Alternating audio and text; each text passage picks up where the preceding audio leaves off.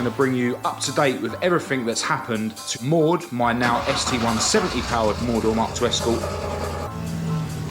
Blow the fuse. Lost all the coolant, pops and bangs. We can open her up properly.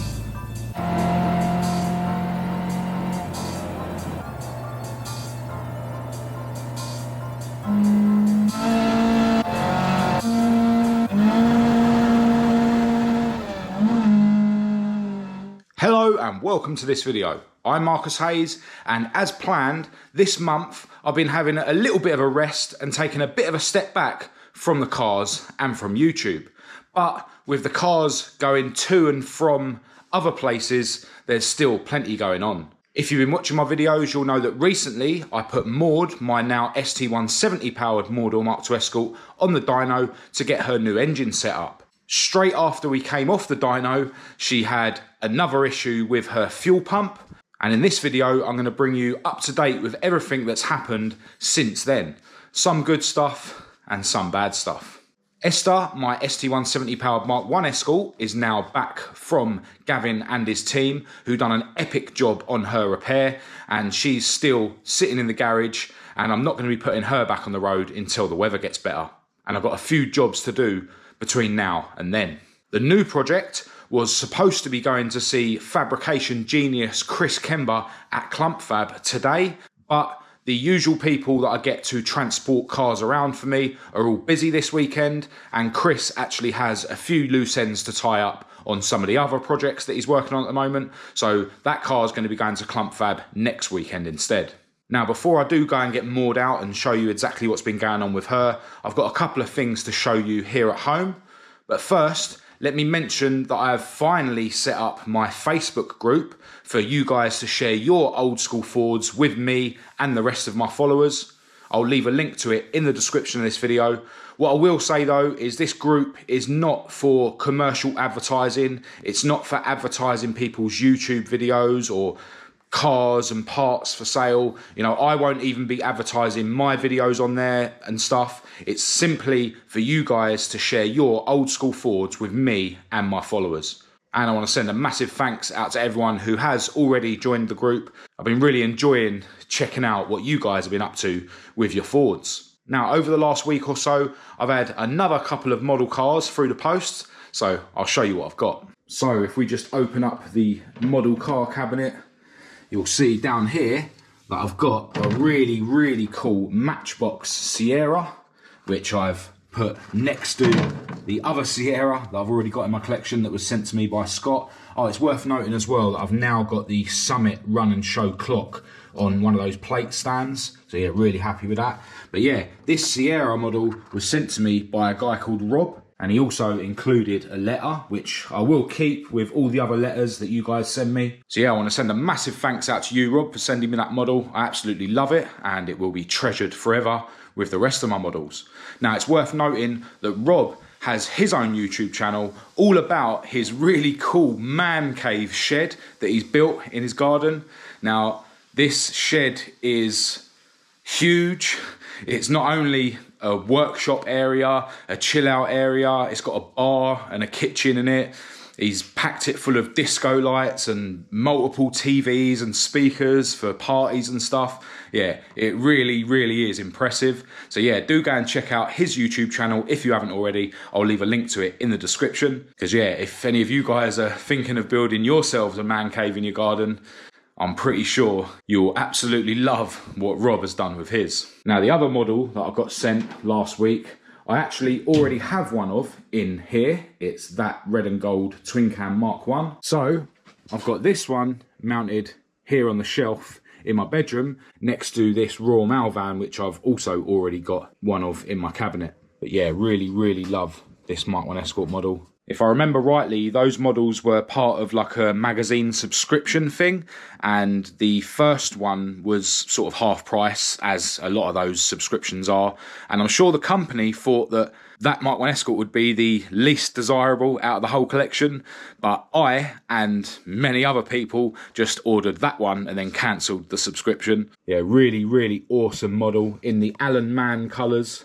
and it's a replica of the twin cam that was driven by Frank Gardner, who won the BTCC in 1968. That model was actually sent to me by a guy called Dave. Massive shout out and a thanks to you.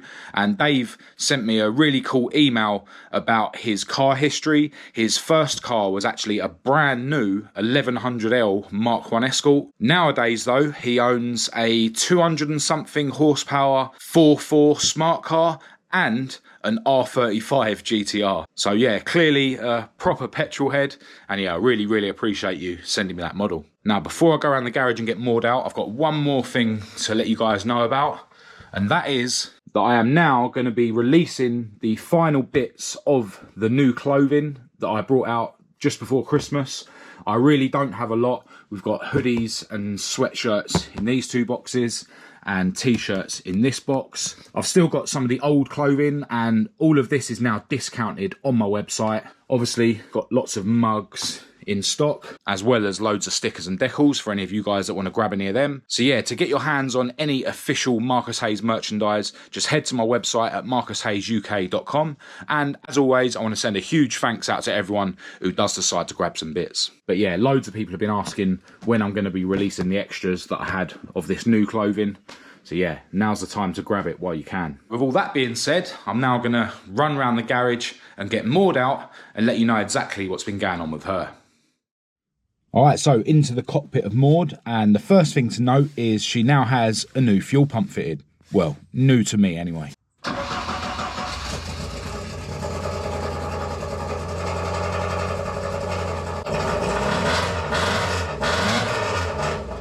Still need to fit a choke cable. She struggles to start in the cold. Story of my life, having cars without their cold start systems set up.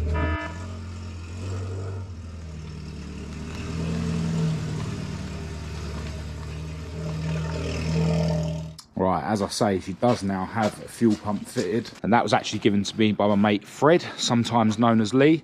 Massive thanks and a shout out to you if you're watching.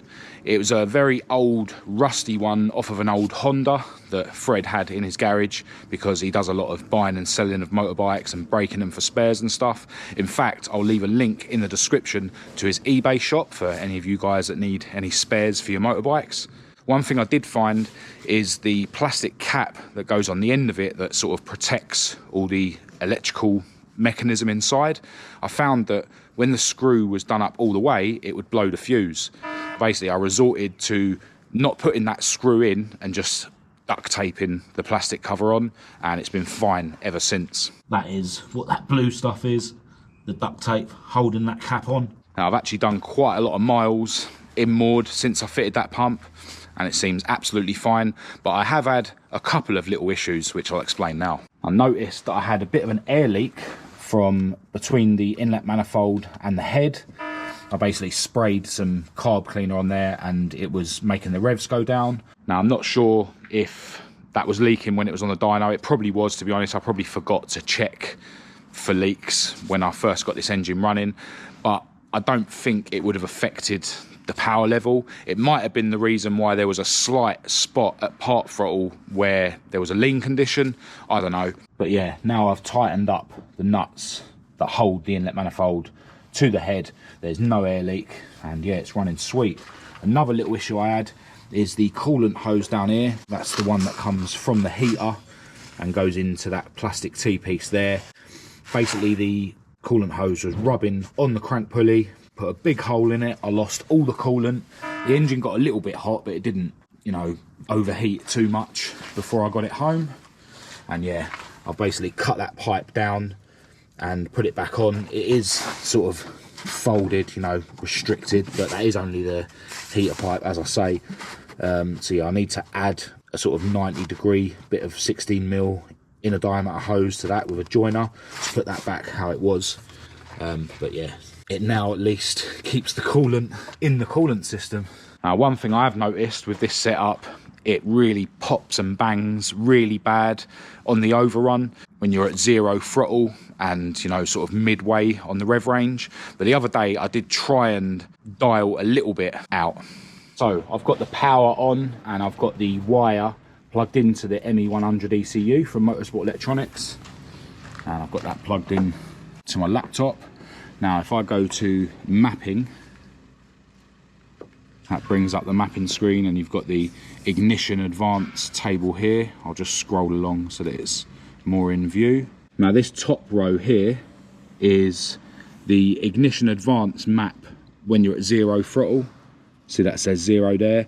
So basically what we did is we adjusted the numbers on this row to advance the spark, because basically with the spark 2 retarded, it means that the spark's happening while the exhaust valve is opening, and that is possibly causing the backfiring through the exhaust. I haven't got rid of the popping and banging completely, but it does seem a lot better. In fact, I did try and retard the cells up here towards the top of the rev range, because I thought it would be cool to actually have some pops and bangs right at the top of the rev range when I back off the accelerator.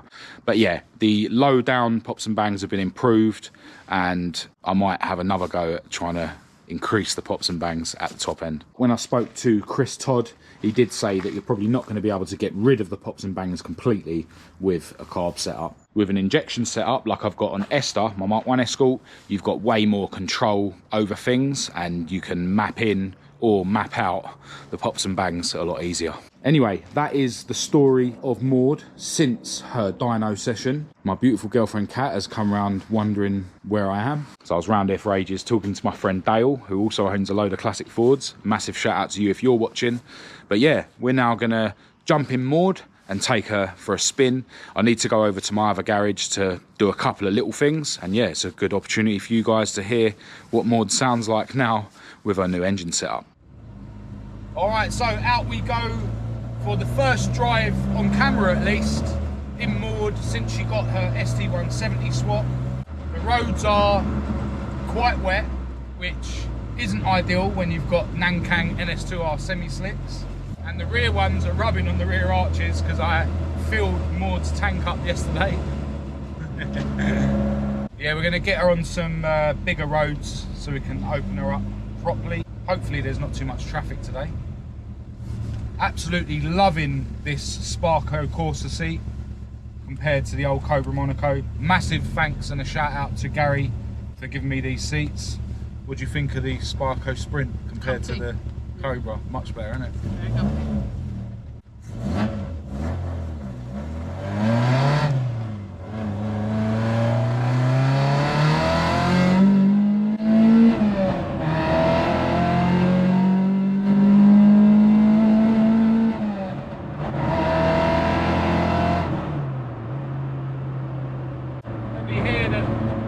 Pops and bangs quite a bit, but it was even worse than that before.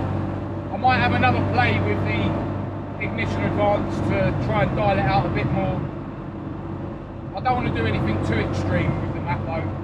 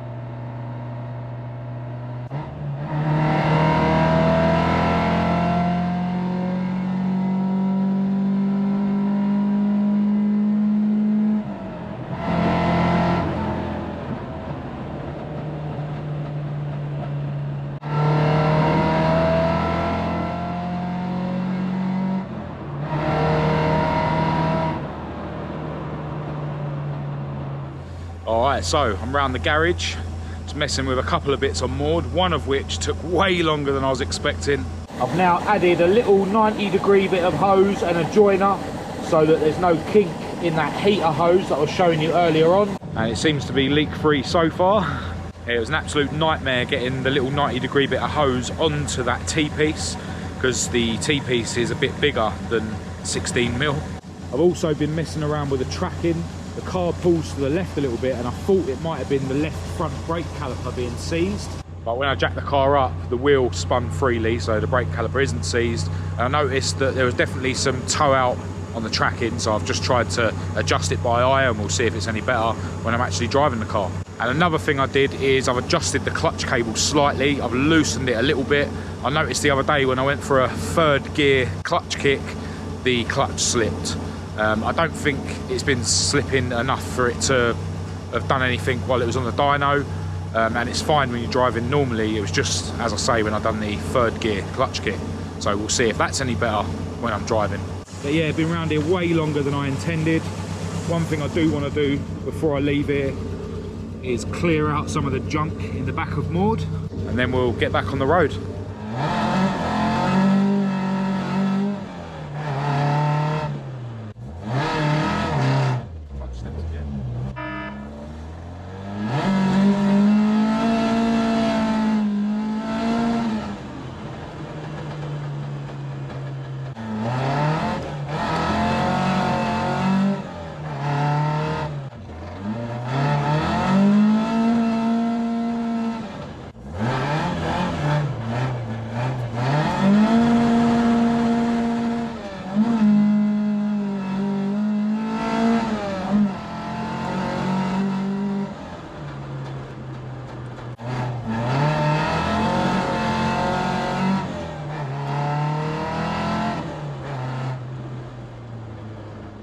Alright, so back at home, and unfortunately there wasn't much opportunity for me to open Maude up on the way home because there was too much traffic on the road.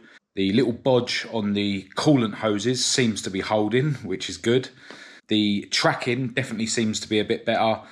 It still sort of pulls to one side and sometimes the other. I don't know if there's maybe some play in the steering rack or whatever, and you know, when they set up the tracking, maybe it was, you know, taking up some of the slack of that play. I don't know. I definitely need to get some new anti-roll bar bushes. They definitely looked a bit worse for wear. But yeah, you know, I'm glad to have Maude back on the road. The clutch issue, I don't know if maybe the clutch isn't slipping, maybe it's just the diff opening. You know, the clutch plates in the diff do wear over time, so maybe it's going to be due for another set soon. I don't know. But ultimately, it is an LSD, so it is designed to open up under certain conditions. Maybe I'm asking too much of it. It'd be a lot better if I could get a welded diff in there, but with it being a daily, I don't think that's sensible. My thoughts on Maude's new setup, I really like it. There's enough power to play with, you know, it's not super fast, it's only 160 odd brake, but yeah, plenty of power to have fun, and you're able to sort of cruise in a high gear and then pull away, you know, without it sort of having a flat spot like the twin choke used to on her old engine. So yeah, I really do like the bike carb setup. As I've mentioned before, if I do decide to chase power in Maude, I probably would switch to a set of DCOEs. I really like side draft Webers, but for now I'm very happy with the bike carb setup. Now this evening, me and my beautiful girlfriend Kat are going to head out and grab some nice food somewhere, but tomorrow morning we're going to a breakfast meet and we're going to be taking Maude, and you'll be able to see that in the next video. This video was just a bit of a catch up really, to let you know the few little issues I had with Maude since the dyno session, and I thought it'd be an opportunity for me to actually switch the camera on while I'm driving her. I've got quite a lot of little jobs that I want to take care of on Maude this month. Little things like hooking up the launch control to the ECU and my shift light. Yeah, loads of little jobs, and I really do want to get round to tidying up her interior a bit more. I want to try and make some custom door cards at some point, and I really do need to paint all the green that's inside black. But yeah, I'll get to all that eventually. But for now, I'm just glad to have her back on the road. So I'm going to end this video here. I hope you enjoyed this little update. Don't forget, the remainders of the new clothing is now on my website and available to order, but there really isn't a lot. So if you do fancy grabbing some, do head over to my website at marcushayesuk.com. Massive thanks again to Dave and Rob for sending me those model cars. I really appreciate it. But yeah, other than that, if you thought this video was any good, please do give it a thumbs up and a share. If you didn't, give it a thumbs down. Click subscribe to keep up to date with all my future uploads, and check the links in the description to my social media and my website. I'll also leave my email address down there for anyone who wants to contact me. Massive thanks as always to each and every one of you for your continued support of my channel. But other than that, until next time, thanks for watching.